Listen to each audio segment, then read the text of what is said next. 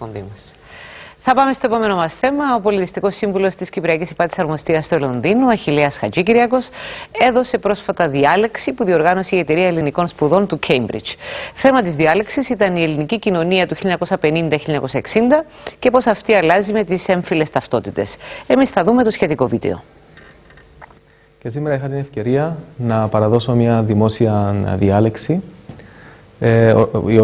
η οποία οργανώθηκε στο Πανεπιστήμιο του Cambridge από την Εταιρεία Νεοελληνικών Σπουδών και το Τμήμα Ξενογλωσσών του Πανεπιστήμιου του Cambridge.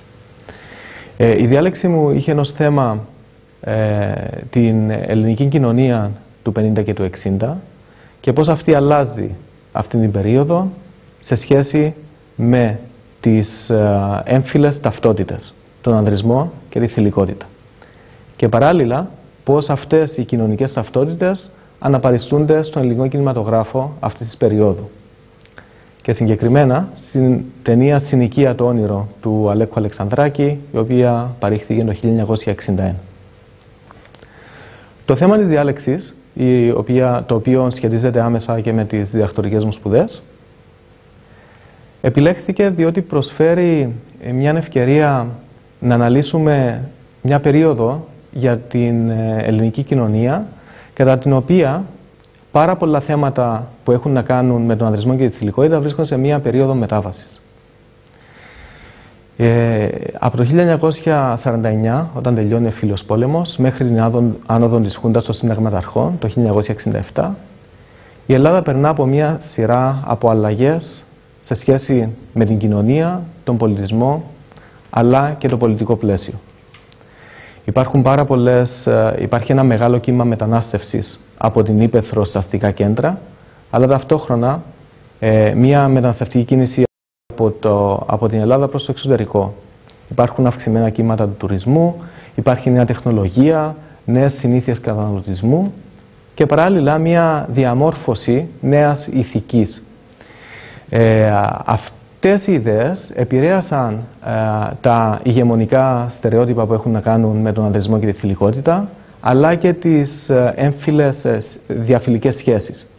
Το πώς οργανώνεται η οικογένεια και τι θεωρείται ηθικό ή μη από τη συγκεκριμένη κοινωνία.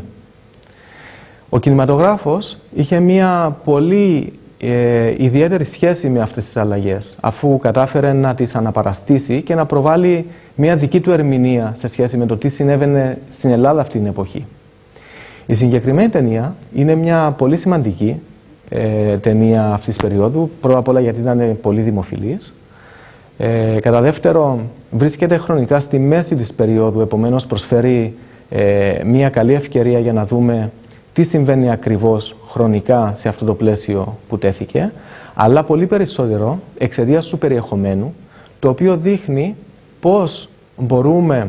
πώς ο ανδρισμός βρίσκεται σε μια κρίση όταν δεν υπάρχουν οι ιδανικές οι οικονομικές συνθήκες.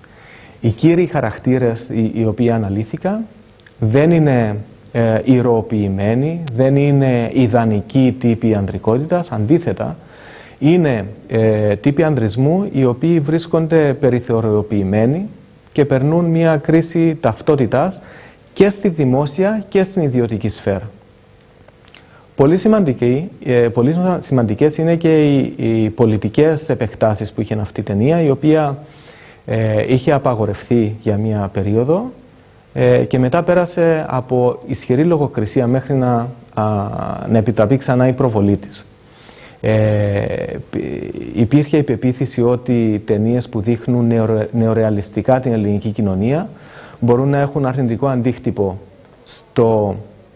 στην εικόνα που βγάζει η Ελλάδα κυρίως προς τα έξω, κυρίως στο πώς εκλαμβάνεται η Ελλάδα από μη Έλληνες, και γι' αυτό είχε απαγορευτεί και η προβολή της στο Φεστιβάλ Βενετίας. Επίσης,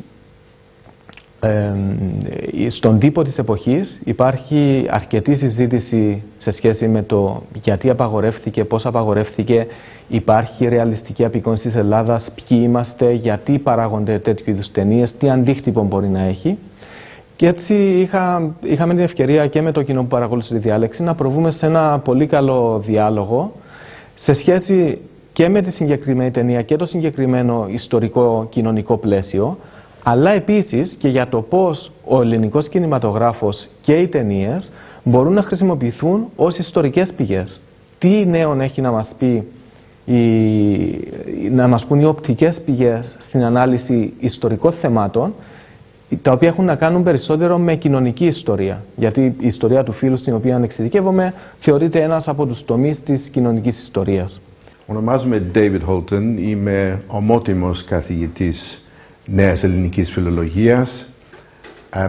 Από το 1981 μέχρι την συνταξιοδότησή μου το 2013. Η νέα ελληνική φιλολογία στο Cambridge έχει μακρά παράδοση. Άρχισε να διδάσκεται η νέα ελληνική γλώσσα και λογοτεχνία στη δεκαετία του 30, γιατί το Πανεπιστήμιο είχε δεχτεί μια σημαντική χορηγία από δύο Σκοτσέζες αδερφές, κυρία Lewis και κυρία Gibson, και έτσι η θέση αυτή ονομάζεται Lewis Gibson Lectureship.